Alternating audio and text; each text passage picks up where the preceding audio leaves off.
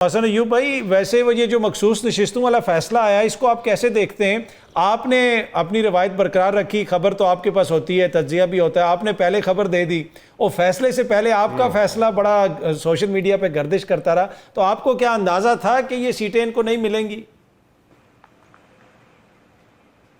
دیکھیں، جس دن یہ سیٹیں دی گئی تھیں، آپ جدون صاحب آپ کے ساتھ بیٹھے ہوئے ہیں، آپ ذرا ان سے پوچھیں کہ 185 کی اپیل تھی، سپریم کورٹ نے بیسکلی جو امپیور آرڈر تھا پشاور ہائی کورٹ کا اس کو سیٹیسائیڈ کیا، اور جو سنی تھا کونسل کی اپیلز تھی ان کو ڈسمس کر دیا تھا۔ تو ایسا کوئی فیصلہ، ایسی کوئی نظیر پاکستان کی عدالتی فیصلوں میں کہیں کوئی ایک دکھا دے مجھے اس کے علاوہ۔ تو یہ تو مطلب فیصلہ برقرار رہتا دکھائی نہیں دے رہا تھا۔ یہ آئین پاکستان کے اندر سپریم کورٹ نے اپنے فیصلے کے ذریعے پیوند کاری کی تھی، یعنی اس کو امینڈ کیا تھا۔ یہ امینڈ کرنے کا جو رواج پڑا تھا پاکستان کی عدلیہ کے اندر، یہ بڑا ہی خطرناک تھا، جس کی وجہ سے پاکستان کی جو عدلیہ تھی وہ دنیا میں جو ہے وہ بے توقیر ہو چکی تھی۔ پھر ان کے آپسی اختلافات، پھر آپ کو پتہ ہے کہ جو جوڈیشل پولیٹکس جس عروج پر پہنچی، اس کے لیے میرے خیال سے 26ویں آئینی ترمیم ناگزیر تھی۔ پارلیمان سپریم ہے، اور آئین پاکستان جس نے جو سپریم کورٹ کو آئینی اختیار دیتا ہے، اس کا جو خالق ہے وہ پارلیمان ہے۔ یہ پارلیمان جو ہے وہ سپریم کورٹ کو ریموو کر سکتا ہے، سپریم کورٹ کے ساتھ پیرلل ایک کورٹ کھڑی کر سکتا ہے، یہ پارلیمان کا اختیار ہے، اور یہ آئین پاکستان نے دی ہے کیونکہ وہ خالق ہے آئین پاکستان کا۔ لیکن یہاں پر یہ کہا گیا کہ کیونکہ بلہ چھینا پی ٹی آئی سے، چھینا نہیں، قاضی صاحب نے نہیں، یہ الیکشن کمیشن کا فیصلہ تھا جو انہوں نے اپ ہیلڈ کیا، intra party election P T I نے کرائی نہیں۔ اس کے بعد جس جماعت میں وہ شمولیت اختیار کی وہ پارلیمانی جماعت تھی نہیں۔ جب گروپ آف انڈیپینڈنٹس اگر وہ میجورٹی میں بھی ہو جائے، 90% بھی اگر گروپ آف انڈیپینڈنٹس ہیں، تو وہ گروپ آف انڈیپینڈنٹس ہے، وہ پارلیمنٹری پارٹی نہیں ہے۔ تو یہ جو مخصوص نشستوں نے تقسیم ہونا تھا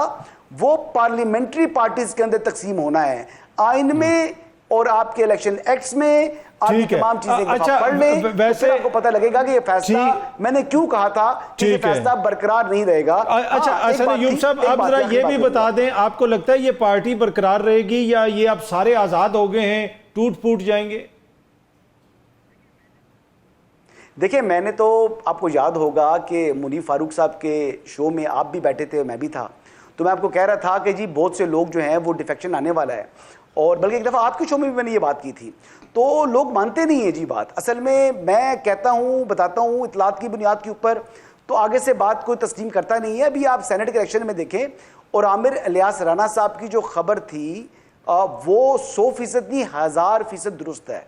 اور وہ بالکل عامر الیاس رانا صاحب نے یہ ثابت کیا، وہ بالکل میرے استاد ہیں جی۔ ٹھیک ہے حسن ایوب صاحب، یہ خواجہ آصف صاحب تو کہہ رہے ہیں کہ بڑا بہترین ہائیبرڈ نظام چل رہا ہے، آپ کو لگتا ہے کہ یہ نظام اب اسی طرح چلتا رہے گا، اور خان صاحب کی رہائی کب تک ممکن ہو سکے گی؟ دیکھیں، خان صاحب کی جو رہائی ہے اس سے متعلق تو ہر کچھ عرصے بعد لوگ شوشے چھوڑتے ہیں، اور پھر اس کے بعد جب ان کی جو پیشن گوئیاں ہوتی ہیں وہ غلط ثابت ہوتی ہیں، تاریخیں گزر جاتی ہیں، اس کے بعد وہ یقین کریں کہ شرمندہ ہونے کی بجائے ایک نئی تاریخ دے دیتے ہیں۔ ایک ٹرک کی بتی ہے جس کے پیچھے وہ عمران خان کے ہوائی یافتہ لوگوں کو لگا کے رکھا ہوا ہے انہوں نے۔ میں نصر اللہ ملک صاحب کی بات کو آگے بڑھاؤں گا۔ جس طرح کچھ قصور پارلیمنٹیرینز کا ضرور ہے، لیکن کچھ پارلیمنٹیرینز نے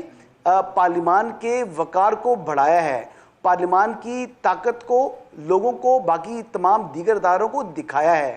آپ کے لیے، آپ کے سامنے مثال ہے، موجودہ چیئرمین سینٹ کا ذکر یہ کر رہے ہیں، لیکن سابقہ چیئرمین سینٹ رضا ربانی صاحب تھے، تو ان کے جب بطور وہ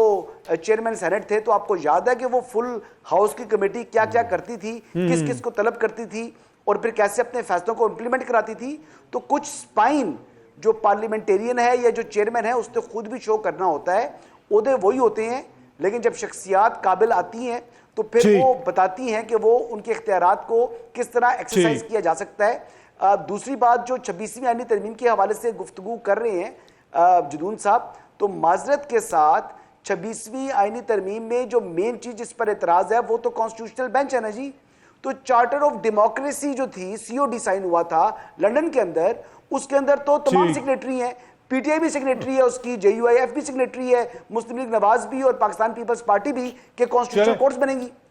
تو آج کیا مسئلہ ہے, یہ بڑا امپورٹنٹ پوائنٹ ہے. پرویز مشرف کے دور میں کانسٹیٹیوشنل کورٹ کی بات ہوگی تھی, اب اگر کانسٹیٹیوشنل بینچ بن گیا ہے تو ملک صاحب آج جو معزز چیف جسٹس صاحبان کی تعیناتیاں ہو گئیں سندھ ہائی کورٹ میں بھی, بلوچستان میں بھی, پشاور میں بھی, اسلام آباد والا معاملہ بھی لگتا ہے کہ ایک طرح سے سیٹل ہو گیا. آپ کو لگتا ہے کہ یہ بس اب الٹیمیٹ شکل نظر آ گئی ہے ہمیں اپنی جوڈیشری کی, اور وہ جو 6 معزز جج صاحبان اس کے اوپر اعتراضات کرتے ہیں وہ معاملہ بھی بس اب سیٹل ہو گیا ہے, ہم استحکام کی طرف جا رہے ہیں, یا پھر یہ بحران کی سی کیفیت آپ کو چلتی ہوئی نظر آ رہی ہے؟ دیکھیں مجھے لگتا ہے کہ بحران اب تو شاید جو ہے وہ ختم ہونے کے قریب جا رہا ہے. سیاسی بحران ہوں یا عدالتی معاملات تب زیادہ آپ کو لگتے ہیں کہ پینک ہوں گے یا حالات خراب ہوں گے جب چیزیں کسی ایک کنٹرول سے باہر ہو رہی ہوتی ہیں. میرے خیال میں تعیناتیاں ہونا یہ بھی ایک روٹین کا معاملہ تھا کہ جس نے ہو جانا تھا, اور یہ اختیارات بھی بہرحال آپ کو پتہ آئینی اور قانونی طور پہ جن کو اڈاپٹ کیا جاتا ہے یہ سارے سے موجود ہے, جس کا حسن ایوب صاحب نے بھی ذکر کیا. امپارٹنٹ بات تو یہ ہے کہ 26ویں آئینی ترمیم کے بعد جس طریقے سے پاکستان تحریک انصاف نے کہا کہ یہ ترمیم ہی غیر آئینی ہے, بینچ ہی غیر آئینی ہے, لیکن ایک ترمیم پارلیمنٹ نے کر دی, آپ اس کا حصہ بنے, جوڈیشل کمیشن کا آپ حصہ بنے, تو پھر آپ کسی ایک بینچ کی تشکیل یا ایک عدالتی جس کا آپ خود ڈیمانڈ کیا کرتے تھے کہ ایک آئینی عدالت ہونی چاہیے, پھر آپ اس کی مخالفت کیسے کر سکتے ہیں؟ یا تو 26ویں آئینی ترمیم ختم ہو جائے تو پھر آپ کہیں کہ اس کے نتیجے میں بننے والے بینچز بھی غلط ہیں, اس کے نتیجے میں ہونے والی قانون سازی بھی غلط ہے. مسئلہ یہ ہے کہ اگر آپ پارلیمنٹ کو سپریم کہتے ہیں اور آپ سمجھتے ہیں پارلیمنٹ کو قانون سازی کا حق حاصل ہے, یہی پارلیمنٹ سپریم کورٹ بناتی ہے, یہی پارلیمنٹ سپریم کورٹ کے قواعد و ضوابط ان کے جو ہے وہ بناتی, دائرہ اختیار بناتی ہے, تو پھر پارلیمنٹ کے فیصلوں کو آپ ایسے اٹھا کے کیسے کہہ سکتے ہیں کہ غیر آئینی ہیں؟ دوسری بات, جو یہ نشستوں کا فیصلہ آ گیا, سیاسی بحران جس کا ہم ذکر کرتے ہیں, اب سیاسی بحران میں پاکستان تحریک انصاف بہت زیادہ ڈیفینسو ہو چکی ہے. وہ احتجاج کی کال کر رہی تھی, اس میں احتجاج کی دم تھم نہیں رہا,